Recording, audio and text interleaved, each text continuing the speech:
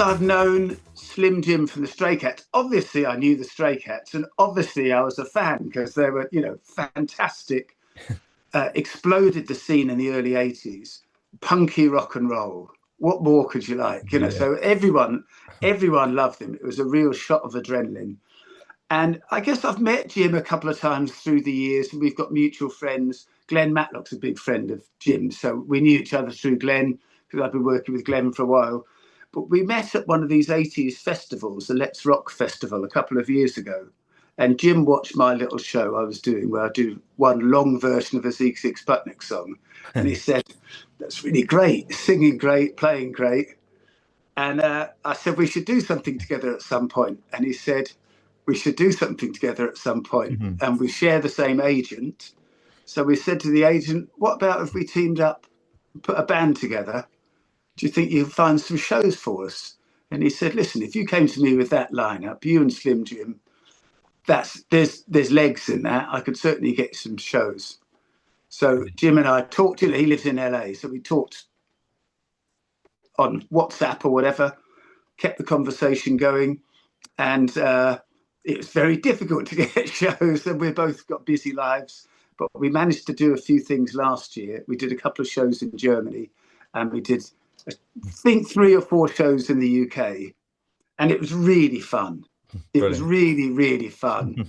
And it's great going back to the roots and playing small venues. We both really like that. It's not about massive venues and massive crowds and dynamic pricing for me. It's about playing and being in contact and seeing the whites of the eyes in the audience.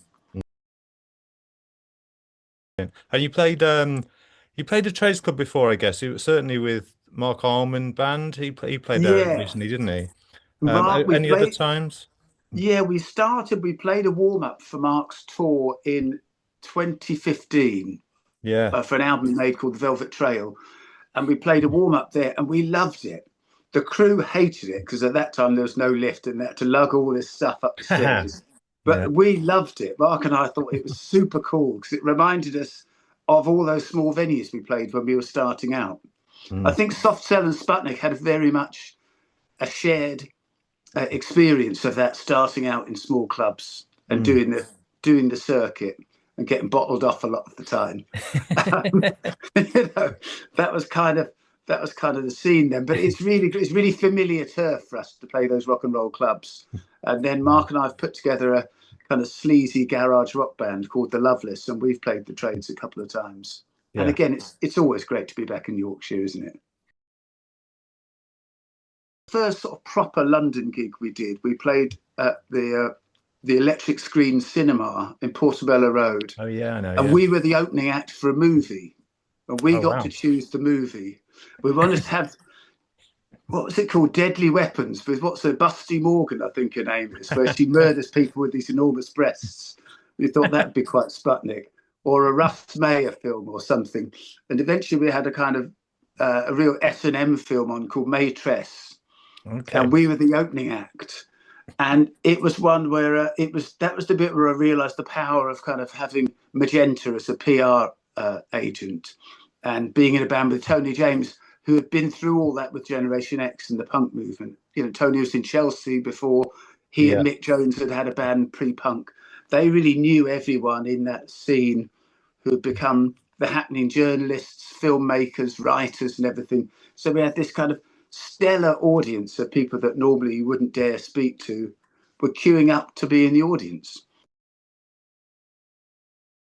I think it was the experiential thing that we were after. We wanted to play interesting and different venues. We didn't want to go to the Marquee or anywhere. So we never played the Marquee. I did play Dingwalls years later. But we had that, when we were young, we had this real energy to find new ways of doing stuff. And I think you really had to in the 80s. You had to create a unique identity and a unique sound. And that all kind of went in the dance music craze, I guess. For me, then it became wanting to sound the same so that you get played on the dance floor, where we were very anti that. And frankly, if you tried to dance to a Sigue Sputnik record, you'd probably break your legs. So it's probably good we weren't on the dance floor. So that's interesting. When you say about wanting to create something fresh and different, was Did that feel like it came natural and easy to you at that time? Did it feel like you were brimming with ideas, or was it something you had to kind of work at and pick away at? It was I guess it was a manifesto driven by Tony, who said rather than just form a punk supergroup, which Tony could quite easily have done, he very much wanted to start with new people with new ideas. And he felt that was the only way to really break through and do something special and new, was to be with new people. So we started with that, was the sort of, that was discussed as an ethos of how do we make this different. And basically, I think we blinkered ourselves a lot to what was going on around us. And we looked back to the roots of rock and roll to and looked for our own path forward from that. So rather than copying David Bowie or the Velvet Underground or the New York Dolls or punk, we went back to Elvis, got ourselves a synthesizer, and went, where can we take this in a different direction? So that was very much at the heart of Sputnik. And for me, it was the first time I'd really got into that early rootsy rock and roll stuff. You know, I was born in 1960, so the Beatles were the soundtrack to my childhood, and pop music was the soundtrack. And this was the first time I really went back. Although, you know, you're aware of the Eddie Cochran records, but that was the stuff we really studied that.